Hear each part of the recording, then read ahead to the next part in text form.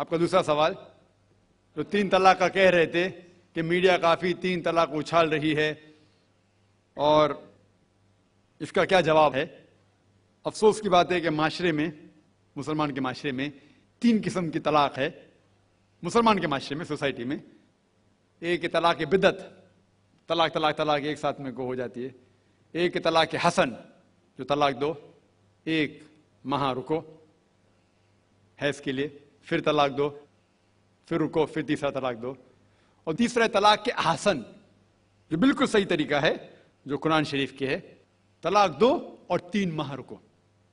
قرآن کی آیت ہے سورہ بقرہ میں، سورہ نمبر 2 آیت نمبر 228 میں لکھا ہوا ہے کہ جب بھی آپ طلاق دیں گے تو 3 ماہ یا 3 حیض کی عدت ہے، تو طلاق پورے مکمل ہونے کے لیے 3 حیض یا 3 ماہ، 3 menstrual سائیکل اور 3 monthly courses مسٹ ہے، کمپلسری ہے۔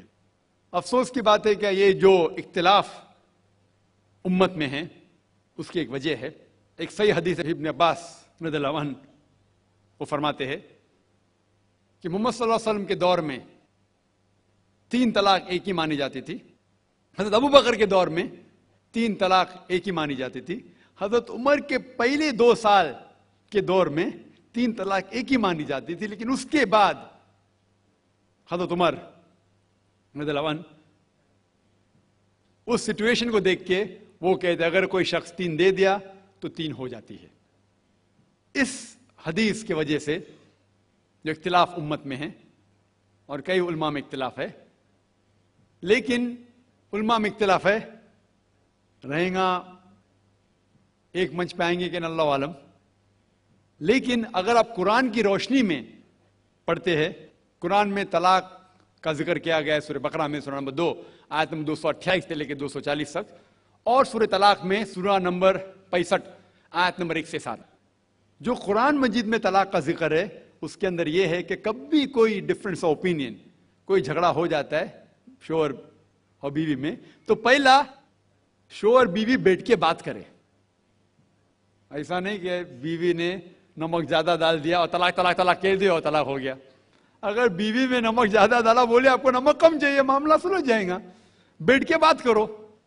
پھر بھی بات نہ بنے تو اللہ تعالیٰ فرماتا ہے سورہ نساء میں سورہ نمبر 4 آیت نمبر 35 میں کہ آپ کے درمیان ایک حکم رکھو، ایک آربیٹر بیوی کی طرف سے، ایک آربیٹر شوہر کی طرف سے۔ مطلب آربیٹر، حکم کہتے ہیں آربیٹر کو، حکم رکھو بیوی کی طرف سے اور شوہر کی طرف سے، اور معاملہ کو سلجھا لو۔ پھر بھی اگر بات نہیں مانے تو آپ پھر طلاق دے سکتے ہیں۔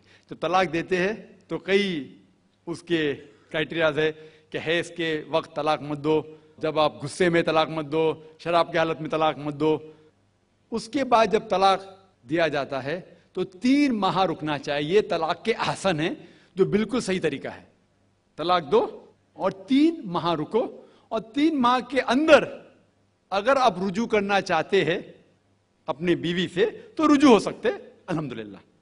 اگر 3 ماہ تک آپ سمجھتے نہیں مجھے میرے بیوی سے الگ ہونا ہی چاہیے، تو 3 ماہ کے بعد، عدت گزرنے کے بعد، آپ دونوں میاں بیوی نہیں رہتے، آپ الگ ہو جاتے۔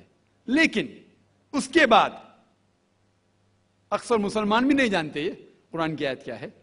قرآن شریف میں لکھا ہوا ہے سورہ بقرہ میں سورہ نمبر 2 آیت نمبر 232 میں کہ اگر وہ شخص اپنی پرانی بیوی سے پھر سے شادی کرنا چاہتا ہے تو مت روکیے۔ تو اگر طلاق ہو چکا ہے صحیح طریقے سے، طلاق کے احسن کے طریقے سے، اور 3 ماہ ہو گئے، عدت گزر گئے، 6 مہینے بعد اگر لگا بھائی جو میں نے کیا غلط کیا، میں پھر سے شادی کرنا چاہتا ہے، تو وہ آدمی اپنی پرانی بیوی سے پھر سے نکاح کر سکتا ہے، لیکن نیا نکاح نیا مہر، نیا نکاح نیا مہر، جو کئی مسلمان نہیں جانتے۔